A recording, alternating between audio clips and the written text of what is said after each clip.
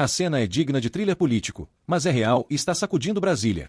A primeira turma do Supremo Tribunal Federal já formou maioria para condenar a deputada Carla Zambelli, PLSP, a inacreditáveis 10 anos de prisão e decretar a perda do seu mandato parlamentar. O motivo? Uma audaciosa invasão hacker aos sistemas do Conselho Nacional de Justiça, CNJ, com inserção de documentos falsos, incluindo mandado de prisão falso contra o próprio ministro Alexandre de Moraes. Moraes, Zanin, Carmen Lúcia e Flávio Dino já deram seus votos. Só falta Luiz Fux, e tudo será selado. A votação termina nesta sexta-feira, dia 16. O parceiro de Zambelli nessa empreitada digital, o hacker Walter Delgatti, já acumula 8 anos e 3 meses de pena no mesmo processo. Segundo a denúncia da Procuradoria-Geral da República, Zambelli teve um papel central, sendo descrita como a autora intelectual do ataque. A parlamentar teria arregimentado Delgatti com promessas de benefícios políticos e financeiros. O objetivo? Desmoralizar a justiça brasileira. Um verdadeiro plano de guerra cibernética. Em voto duríssimo, Moraes detonou. Completamente absurda a atuação vil de uma deputada federal, que causou relevantes e duradouros danos à credibilidade das instituições. Como se não bastasse, os dois ainda terão que pagar uma indenização de R$ 2 milhões aos cofres públicos. A condenação é por invasão de dispositivo informático e falsidade ideológica, crimes gravíssimos contra o Estado de Direito. A defesa de Zambelli, por sua vez, disparou contra o STF, chamando o julgamento de absolutamente injusto e repleto de nulidades processuais. Segundo os advogados, a deputada jamais teve conhecimento dos alvarás falsos e estaria sendo julgada sem provas irrefutáveis. Eles ainda esperam que algum ministro peça vista e vire o jogo. Relembrando, o julgamento ocorre virtualmente, sem debates ao vivo. Os ministros apenas depositam seus votos no sistema eletrônico do STF. E para quem acha que é exagero, Delgatti confessou as invasões. E a Polícia Federal confirmou que ele prestava serviços diretamente para parlamentar, com acesso privilegiado a sistemas e dados vinculados ao seu mandato. A política brasileira vive mais um de seus dias de fúria. Um caso que une poder, tecnologia, manipulação digital e a sombra de um plano de desestabilização das instituições. Agora, o país inteiro segura a respiração. O destino político de Zambelli será selado nos próximos dias. Mais de R$ 6 bilhões arrancados dos aposentados. Operação, dossiê, vídeo polêmico e um rastro de corrupção que atravessa os corredores do poder.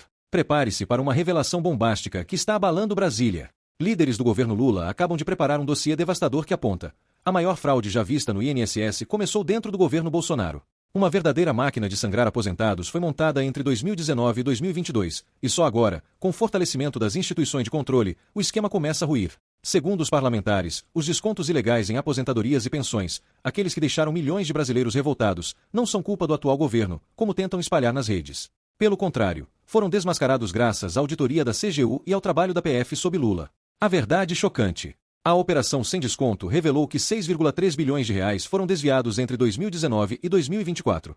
Entidades fajutas, sem qualquer estrutura, usaram dados vazados para aplicar descontos sem autorização dos beneficiários. A maioria das vítimas nunca nem ouviu falar das associações que apareciam em seus extratos bancários. 10 fatos que detonam o governo Bolsonaro. Flexibilização da fiscalização. A MP 871/2019 permitia a revalidação anual dos descontos, mas o governo Bolsonaro reduziu a exigência para cada 3 anos, abrindo a porteira para fraudes. Veto à proteção de dados. Bolsonaro vetou trechos que blindavam os dados dos aposentados, deixando-os vulneráveis. Mais espaço para o consignado. Em plena pandemia, aumentaram a margem para empréstimos de 35% para 40%. O resultado? Mais idosos endividados e mais espaço para golpistas agirem.